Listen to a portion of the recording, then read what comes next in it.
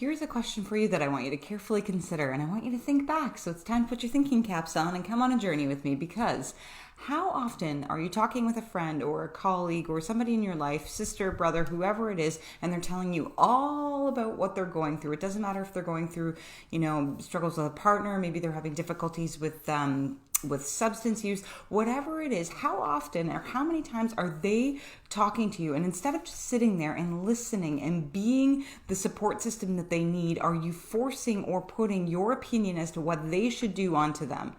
I like to call that unsolicited advice. Actually, I think everyone calls that unsolicited advice. But, and I know so many of us, when you're wanting to try and tell people, it's like you almost want to shake them and be like, no, don't do that. Don't do this. This isn't the right way of doing things. You should try this. You should try that. Go this way. You're making mistakes. You can get out of it.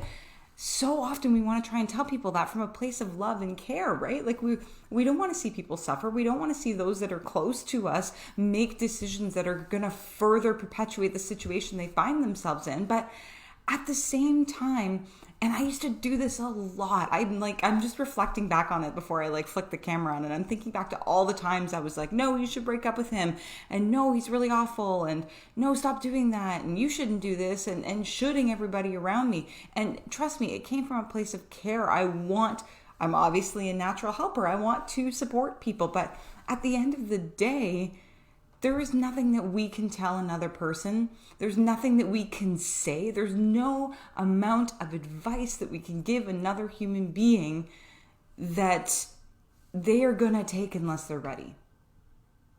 And that's a hard fact to deal with, especially someone that's caring and wants to support somebody.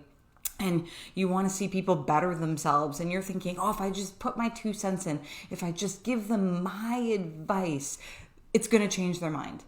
It's going to change their mind. They're going to see the light of day, and they're just going to start turning their life around, and it's going to be amazing. But until people are ready, until people have come to a point where they're like, whoa, things can't be like this anymore. I need to make a change. There's no amount of advice or, trying to convince them otherwise. It's simply not possible. In fact, instead of just simply listening and offering different perspectives or ways of viewing things, you're pushing people away by offering that unsolicited advice when that individual simply isn't ready to hear it.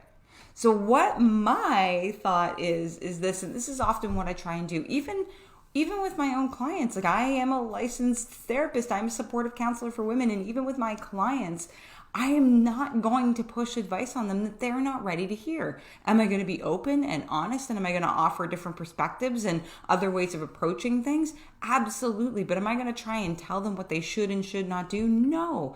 That is what autonomy is for. People have autonomy, meaning they have the right to make their own decisions. I can't take that away from them. In fact, I need to respect it. My role is always to guide them and support them on going through that reframing process, going through and seeing things from a perspective they had never considered, and allowing that to unfold and watching it unfold and collaborating with them as they go on that journey.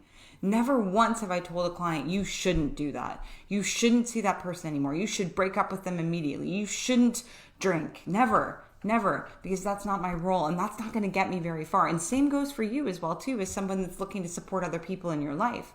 If someone's in a domestic situation with a partner, and it can be, very emotionally abusive, you, instead of saying, oh, you should leave him or you should leave her, or you don't deserve to be treated like that, it's better to take a moment and say to that individual, lift them up, be like, you are worthy. You are worthy of finding somebody or being with somebody that is going to treat you the way you deserve to be treated.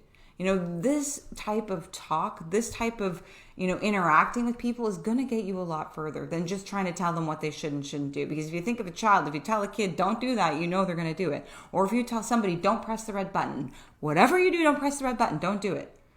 People are going to want to do exactly the opposite of what you say they shouldn't do. So it's just a little bit of something to consider, especially in your day-to-day interactions, because it's really easy in thinking you're helping by offering advice that they should take. But take a step back, see how you can have them look at it differently. And this is going to not only make you feel better because you will be lending to the situation, it will make the other person feel better because they are already getting enough unsolicited advice. They're getting it from all kinds of places. And if they're coming to you, it's for a reason. So the next time someone comes to you with something, listen. First and foremost, actively listen. Look into their eyes. Be present with them. Hear what they're saying. Be where they're at. And then offer opportunities for them to look at things differently. It goes a lot further.